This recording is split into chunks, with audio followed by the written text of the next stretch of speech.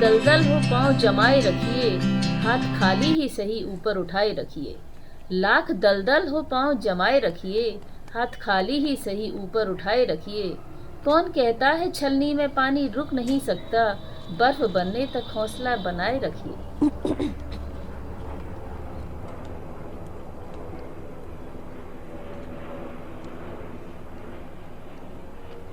Chetak, look, tiger has also joined us. Tiger!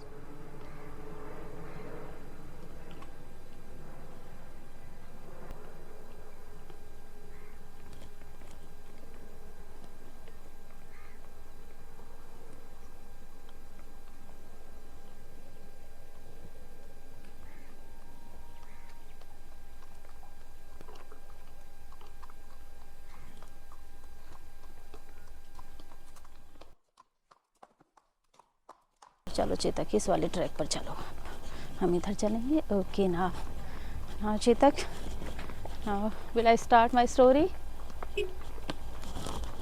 O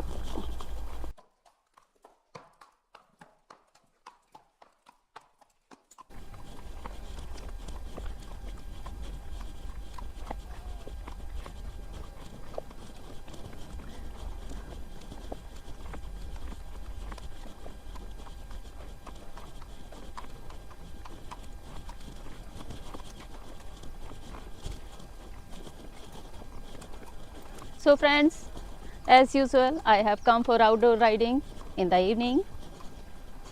You can see it.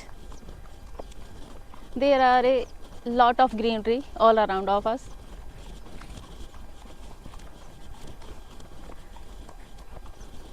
Chetak, are you listening me? तो time pass करने के लिए चेतक, मैं तुम्हें एक स्टोरी अब शेयर करने जा रही हूँ। Come on come on come on dear, come on. ये स्टोरी कुछ इस तरह से है कि एक बार एक सेंट अपने एक शिष्य के साथ कहीं जा रहे थे। चलते चलते वो एक जंगल से गुजरे। काफ़ी शाम हो गई थी, अंधेरा होने लगा था। गुरु और शिष्य दोनों को ही बहुत प्यास भी लगी थी और बहुत तेज भूख भी लग रही थी। उनके लिए चलना भी मुश्किल हो रहा था क्योंकि रात हो चुकी थी, चारों तरफ डार्कनेस डार्कनेस ही थी। तो दोनों ने सोचा कि क्यों ना कहीं पास ही अगर कोई गांव मिल जाए या कोई घर मिल जाए तो वहाँ जा कर के रेस्ट किया जाए और नेक्स्ट डे मॉर्निंग से फिर अपना जो ट्रैवल है वो शुरू किया जाए। तो चलते चलते उन्हें एक जगह एक छोटी सी हट दिखलाई दी, छोटी सी एक कुटिया दिखलाई दी, एक छोटा सा घर दिखलाई दिया।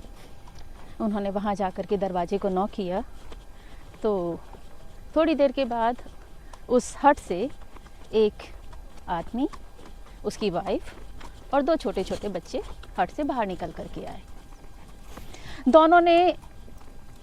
दोनों हस्बैंड वाइफ ने और उनके बच्चों ने ही बहुत फटे पुराने से कपड़े पहने हुए थे। वो बहुत भूखे प्यासे से, बहुत कमज़ोर से दिखलाई दे रहे थे। जब गुरु ने उन्हें देखा तो गुरु ने कहा कि क्या हमें रात बिताने के लिए यहाँ पर थोड़ा सा जगह मिल सकती है। फैमिली बहुत अच्छी थी, बहुत अच्छे थे वो किसान। उन्होंने कहा क्यों नहीं, साधु की तो सेवा करना हमारा परम धर्म है। और उन्होंने रात को उनके रुकने का जो अरेंजमेंट था वो कर दिया। खाना खाने के बाद जब रात को गुरु और शिष्य लेटे हुए थे तो गुरु ने अपने शिष्य से पूछा कि देखो कितने गरीब किसान हैं लेकिन मन से कितने अच्छे हैं। पर एक चीज़ समझ में नहीं आई कि इनकी हट के पास काफ़ी ज़मीन है जो खाली पड़ी हुई है, इसमें इन्होंने खेती वगैरह क्यों नहीं की, ये कुछ फार्मिंग कर सकते थे। दोनों ने काफ़ी देर तक इस टॉपिक पे डिस्कशन किया और वो सो गए। इससे पहले घटना घटी, जब वो रात को खाना खा रहे थे तो उन्होंने उस फार्मर से पूछा कि आपका जो आजीविका है जो आपका जीवन यापन है वो आप कैसे करते हैं, क्योंकि आपकी तो हालत बहुत दयनीय है। किसान ने कहा कि महाराज मेरे पास एक भैंस है, जिस भैंस का मैं दूध निकालता हूँ, उस दूध को मैं सेल ऑफ करता हूँ और उनसे जो पैसे आते हैं उनसे मैं अपने परिवार का पालन पोषण करता हूँ।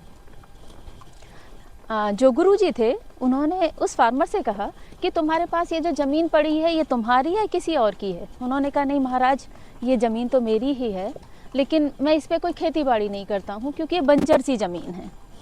मैं अपनी आजीविका, अपने परिवार का पालन पोषण इस भैंस के दूध को बेच करके ही करता हूँ।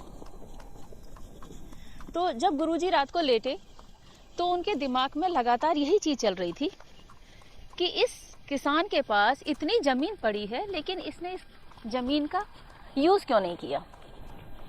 वो रात को अपने शिष्य को उठाते हैं और कहते हैं कि एक काम करेंगे हम लोग कि हम लोग सुबह ही सुबह बहुत जल्दी उठेंगे और जो किसान की बफेलो है उसको हम अपने साथ खोल करके ले चलेंगे। शिष्य ने अपने गुरुजी से कोई क्वेश्चन नहीं किया। उसने कहा ठीक है गुरुजी, जैसा आपका आदेश, मैं आपके आदेश का पालन करूंगा।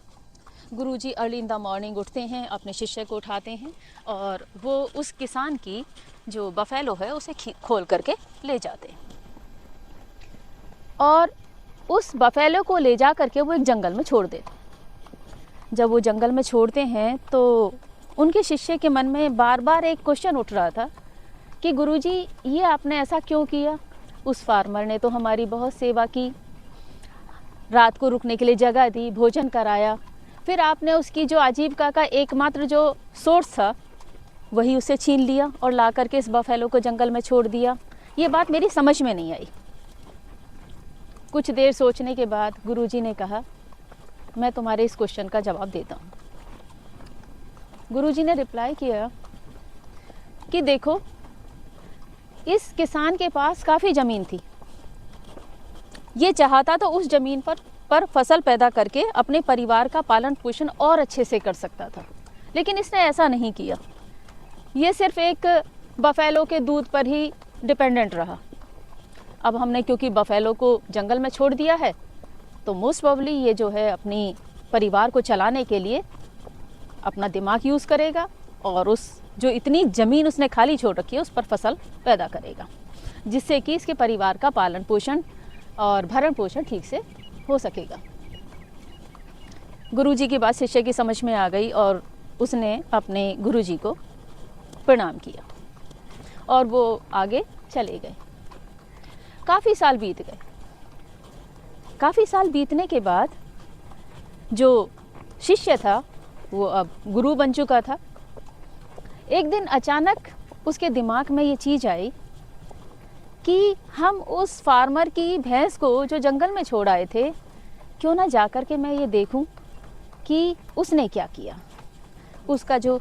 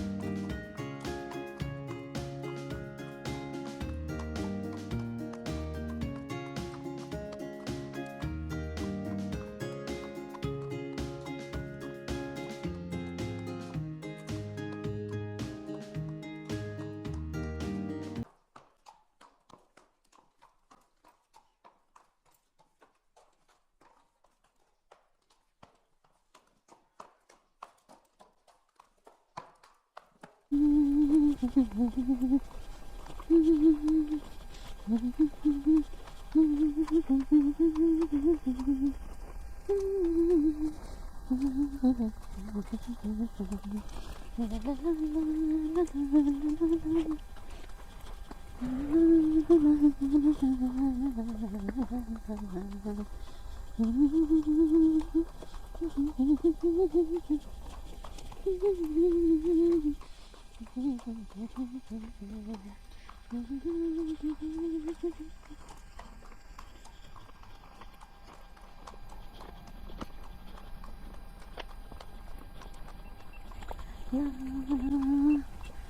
Chetak, now I am going to continue my story. Halt. तो चेतक क्या होता है कि जो शिष्य थे वो अब गुरु बन चुके थे। उन्होंने कहा कि चलकर देखा जाए कि जिस फार्मर की भैंस को हम जंगल में छोड़ आए थे उनकी इकोनॉमिक कंडीशन कैसी है, वो कैसे अपने परिवार का पालन पोषण कर रहे हैं। और इसी चीज़ को ध्यान में रख करके वो एक दिन उस जंगल से गुजरते हैं और उस हट के पास जाते हैं। तो वो देखते हैं कि उस हट के पास जो एक फील्ड बंजर अवस्था में पड़ा हुआ था, आज उसमें फसलें लहरा रही थीं। आम के कम on Chetak come on this side. आम का बाग लगा हुआ था और काफ़ी फ्लावर्स के पेड़ उस वहाँ पर लगे हुए थे। ये देख करके उनके मन में अचानक से एक बात आई कि कहीं ऐसा तो नहीं कि वो फार्मर परेशान होकर के ये हट छोड़ करके कहीं चला गया हो और इस हट पर, इस ज़मीन पर आकर के किसी और आदमी ने या किसी और फार्मर ने यहाँ पर फार्मिंग करनी शुरू कर दी हो। वो इसी चीज़ को सोचते हुए चलते हैं और जा कर के वो जब हट के करीब पहुँचते हैं तो तभी अचानक से दौड़ते हुए एक आदमी पीछे से आता है और आकर के वो गुरुजी को नमस्कार करता है, उनके पैर छूता है। गुरुजी कहते हैं कि भाई आप कौन हो, मैंने तो आपको पहचाना नहीं। तो कहते हैं कि गुरुजी मैंने आपको पहचान लिया, आप वही हैं ना जो सालों पहले मेरी हट में आए थे और आप अपने गुरुजी के साथ थे। लेकिन देखिए क्या हुआ कि उसी दिन उसी रात मेरी भैंस कहीं चली गई मुझे छोड़ करके और मेरी जो इकोनॉमिक कंडीशन थी वो बहुत ख़राब हो गई। तो लास्ट में फिर मेरे पास कोई और रास्ता नहीं बचा और फिर मैंने जी जान से लगा करके जो ये मेरी बंजर ज़मीन खाली पड़ी थी मैंने इसको जोता, इसमें फसल लगाई, आम के पौधे कहीं से मैं ख़रीद करके लाया वो लगाए और आज देखिए उसी मेहनत का फल है और आपका आशीर्वाद है कि देखिए मेरे खेत में फसलें लहरा रही हैं। मैंने आम के बाग लगाए हैं जिनमें बहुत से आम आ रहे हैं और मैं इन आमों को मार्केट में बेच करके आता हूँ, उनसे मुझे बहुत अच्छा पैसा मिलता है और फिर उस पैसे से मेरी जो इकोनॉमिक कंडीशन है वो भी अच्छी हो गई, मेरे बच्चों की कंडीशन भी अब ठीक हो चुकी है और मैं अब जी जान से लग करके खेती कर रहा हूँ। ये सुन करके जो गुरु थे उनके मन को बहुत शांति मिली और उन्हें विश्वास हो गया कि मेरे गुरु ने जो रास्ता अपनाया था भैंस को जंगल में छोड़ करके आने का वो बिल्कुल सही था। उन्हें पता था कि जब तक ये भैंस किसान के पास रहेगी ये किसान इसी के दूध पर डिपेंडेंट रहेगा और ये इस खाली जो पड़ी फसल, जो खाली पड़ा फील्ड है, इसमें ये कोई काम नहीं करेगा। तो उन्होंने अपने गुरु को मन ही मन शत नमन किया और उसके बाद फिर वो उस किसान को आशीर्वाद दे करके वहाँ से वापस अपने आश्रम की तरफ लौट गए। तो चेतक ये थी मेरी स्टोरी, आपको कैसी लगी? I think you have enjoyed me and you have also enjoyed this story.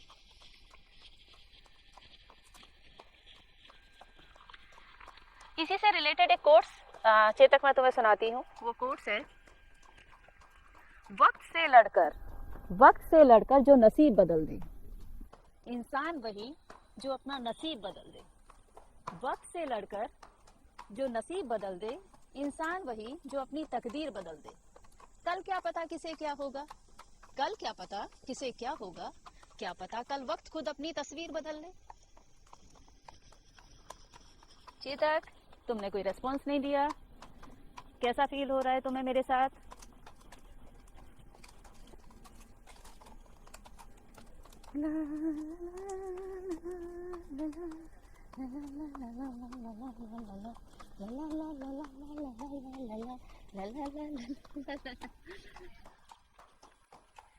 Hey tiger, come on tiger, halt Chetak, halt, look both tigers have joined us. Come to this side.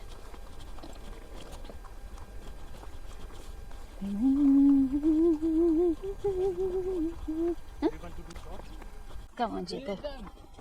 Okay चलो चलो इस वाले track पर आओ चेतक, चेतक इस वाले track पर आओ। चलो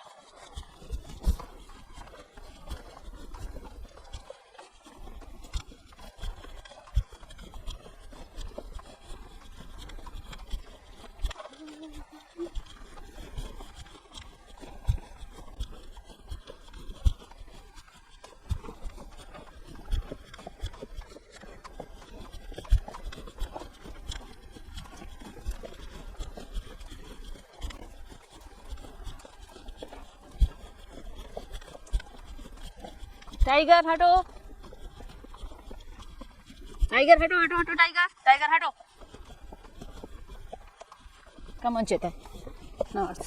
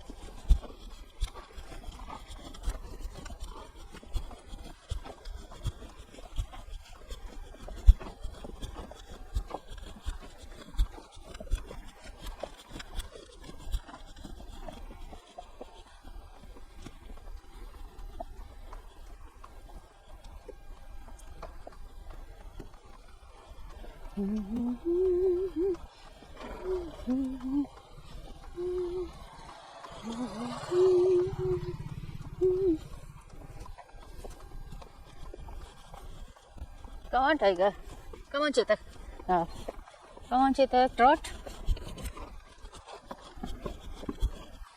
Slow, Chetak.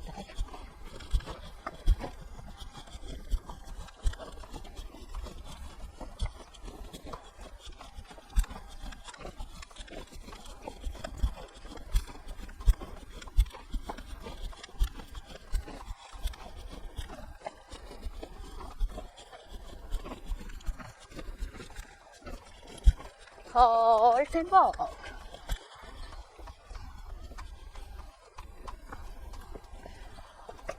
क्योंकि चेतक अभी हम यहाँ से वॉक चलेंगे क्योंकि आगे का रास्ता बहुत ही खराब है. There are lots of stones are there.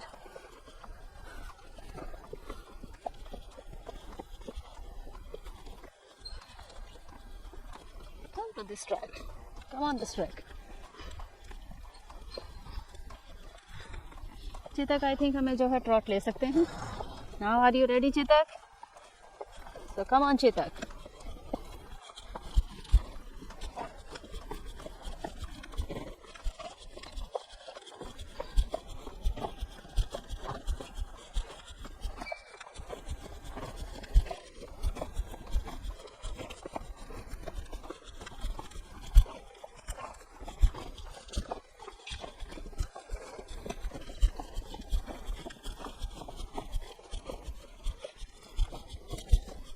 Halt and walk.